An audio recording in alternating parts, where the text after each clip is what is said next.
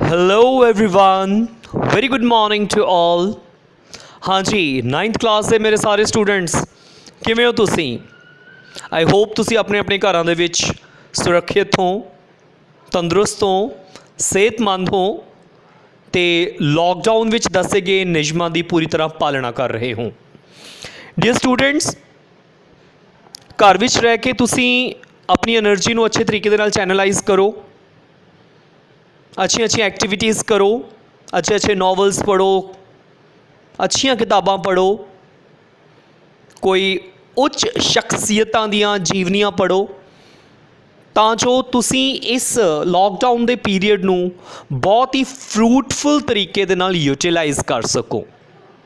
Dear students, ਇਸ ਤੋਂ ਪਹਿਲਾਂ ਤੁਹਾਨੂੰ ਅਸੀਂ ਪੰਜਾਬੀ ਦਾ ਬਹੁਤ ਸਾਰਾ ਹੋਮਵਰਕ ਭੇਜਿਆ। ਕਾफ़ी ਚੈਪਟਰ ਸੀਗੇ ਉਹਦੇ ਵਿੱਚ, ਕਵਿਤਾਵਾਂ ਸਨ, ਕਹਾਣੀਆਂ ਸਨ। ਰੀਸੈਂਟਲੀ ਤੁਹਾਨੂੰ ਅੱਜ ਇਕਾਂਗੀ ਵੀ ਆਈ ਸੀ।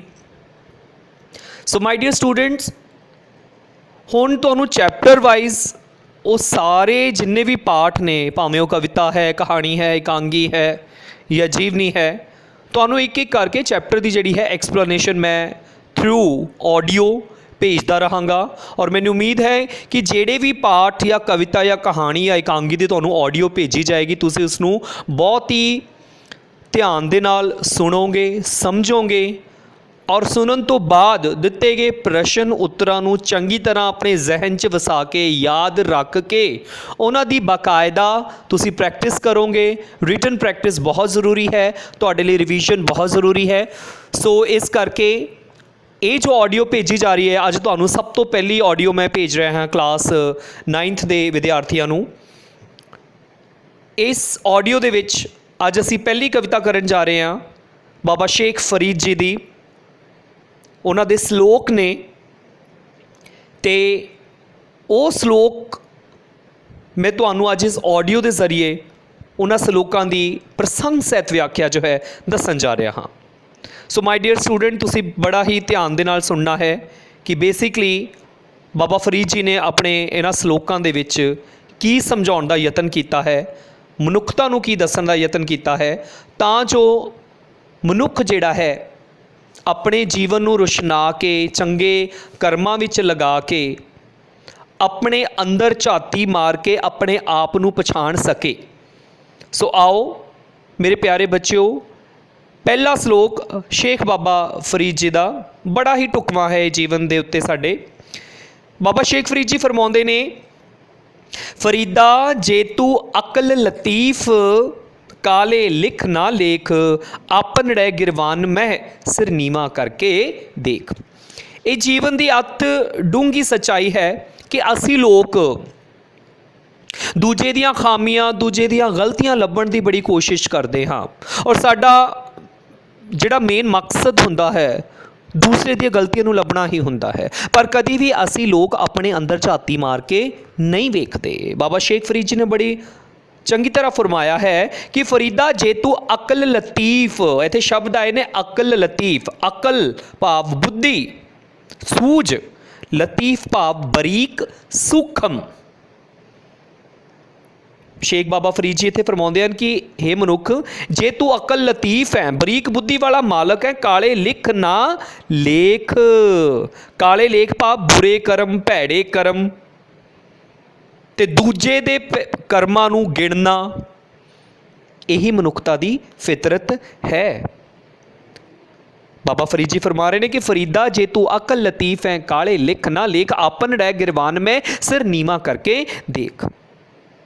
ਮਨੁੱਖੀ ਜੀਵਨ ਨੂੰ ਸਮਝਾਉਂਦਿਆਂ ਬਾਬਾ ਫਰੀਦ ਜੀ ਫਰਮਾਉਂਦੇ ਹਨ ਕਿ ਹੇ ਜੀਵ, ਜੇਕਰ ਤੂੰ ਬਰੀਕ ਭਾਵ ਸੂਖਮ ਬੁੱਧੀ ਵਾਲਾ ਮਨੁੱਖ ਹੈ ਤਾਂ ਤੈਨੂੰ ਆਪਣੇ ਭੈੜੇ ਕੰਮਾਂ ਦੇ ਲੇਖੇ ਵਿੱਚ ਵਾਧਾ ਨਹੀਂ ਕਰਨਾ ਚਾਹੀਦਾ। ਅਸੀਂ ਹਰ ਪਲ ਕੋਈ ਨਾ ਕੋਈ ਭੁੱਲ ਕਰਦੇ ਹਾਂ, ਕੋਈ ਨਾ ਕੋਈ ਗਲਤ ਕੰਮ ਕਰਦੇ ਹਾਂ, ਭੈੜੇ ਕਰਮ ਕਰਦੇ ਹਾਂ, ਮੰਦੇ ਕਰਮ ਕਰਦੇ ਹਾਂ।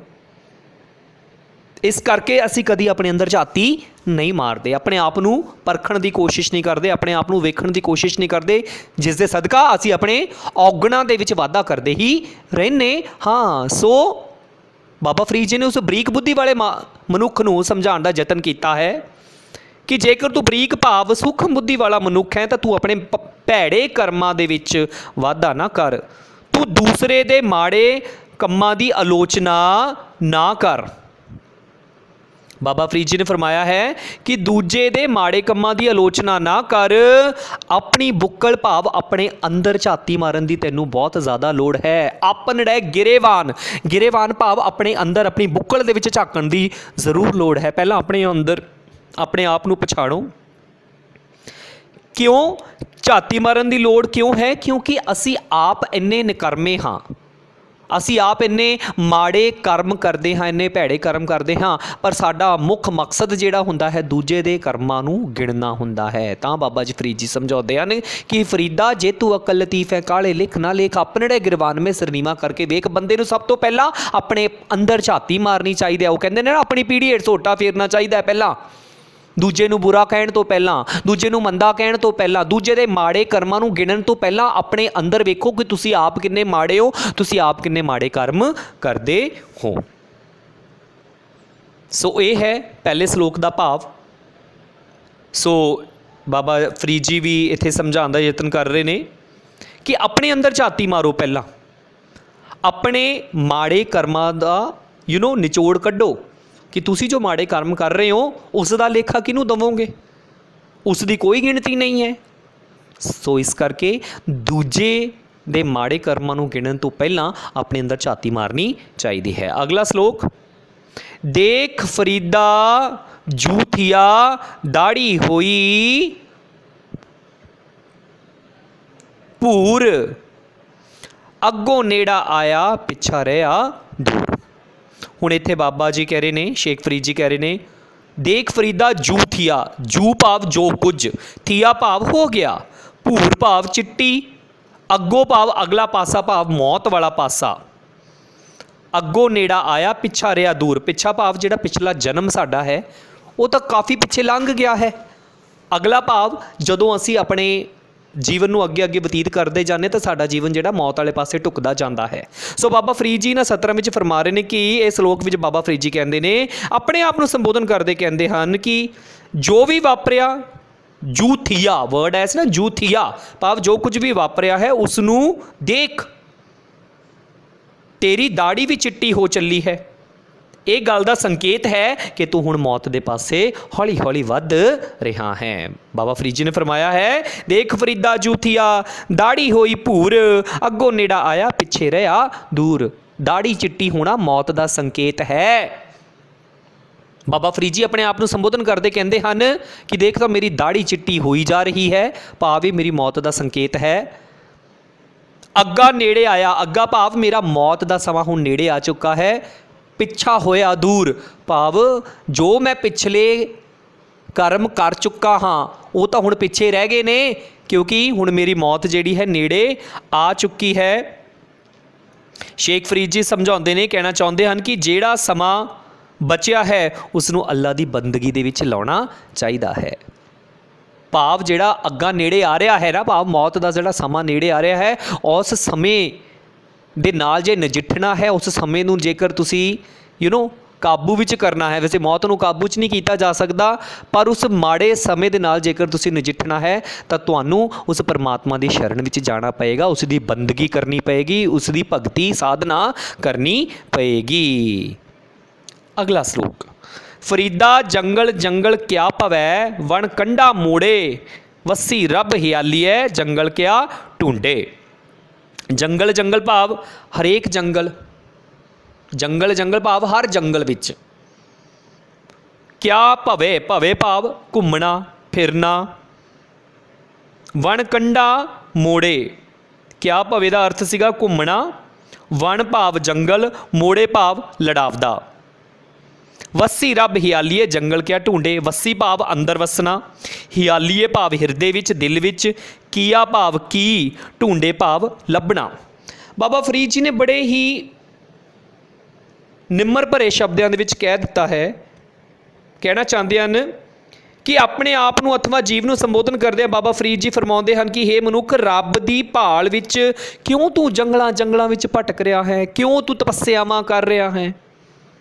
ਜੰਗਲ ਜੰਗਲ ਕਿਆ ਭਵੇ, ਜਿਸ ਰੱਬ ਨੂੰ ਲੱਭਣ ਦੇ ਲਈ ਤੂੰ ਜੰਗਲਾਂ ਜੰਗਲਾਂ ਦੇ ਵਿੱਚ ਭਟਕ ਰਿਹਾ ਹੈ, ਘੁੰਮ ਰਿਹਾ ਹੈ, ਫਿਰ ਰਿਹਾ ਹੈ, ਉਹ ਰੱਬ ਤੇਰੇ ਆਪਣੇ ਅੰਦਰ ਬੈਠਾ ਹੈ।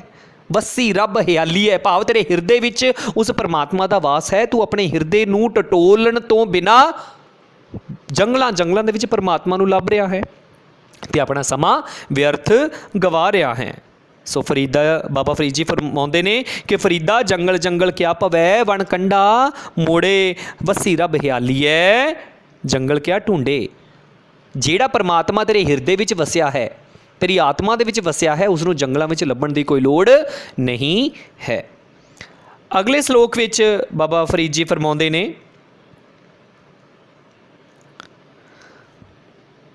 ਰੁੱਖੀ ਸੁੱਖੀ ਖਾਈ ਕੈ ਠੰਡਾ ਪਾਣੀ ਪੀਓ, ਫਰੀਦਾ ਦੇਖ ਪਰਾਈ ਚੋਪੜੀ ਮਤ ਤਰਸਾਓ ਜੀਓ। ਰੁੱਖੀ ਸੁੱਖੀ ਖਾਈ ਕੇ ਭਾਵ ਸਬਰ ਤੇ ਸੰਤੋਖ ਵਾਲਾ ਜੀਵਨ ਸਾਨੂੰ ਜਿਉਣਾ ਚਾਹੀਦਾ ਹੈ। ਬਾਬਾ ਫਰੀਦ ਜੀ ਨੇ ਬੜੇ ਹੀ ਸੂਖਮ ਸ਼ਬਦਾਂ ਦੇ ਵਿੱਚ ਸਮਝਾਇਆ ਹੈ ਕਿ ਰੁੱਖੀ ਸੁੱਖੀ ਖਾਈ ਕੇ ਤੁਹਾਡੇ ਕੋਲ ਜੋ ਹੈ, ਜਿੰਨਾ ਹੈ, ਉਸ ਵਿੱਚ ਸੰਤੁਸ਼ਟ ਰਹੋ, ਉਸ ਵਿੱਚ ਗੁਜ਼ਾਰਾ ਕਰਨਾ ਸਿੱਖੋ, ਉਸ ਵਿੱਚ ਸਬਰ ਤੇ ਸੰਤੋਖ ਕਰਨਾ ਸਿੱਖੋ। ਵੇਖ ਪਰਾਈ ਚੋਪੜੀ ਮਤ ਲਲਚਾਈ ਦਿਓ। ਦੂਜੇ ਦੀ ਪਰਾਈ ਚੋਪੜੀ ਭਾਵ ਦੂਜੇ ਦਾ ਪਰਾਇਆ ਧਨ ਵੇਖ ਕੇ ਕਦੀ ਵੀ ਆਪਣੇ ਅੰਦਰ ਲਾਲਸਾ ਨਹੀਂ ਲਿਆਉਣੀ ਚਾਹੀਦੀ।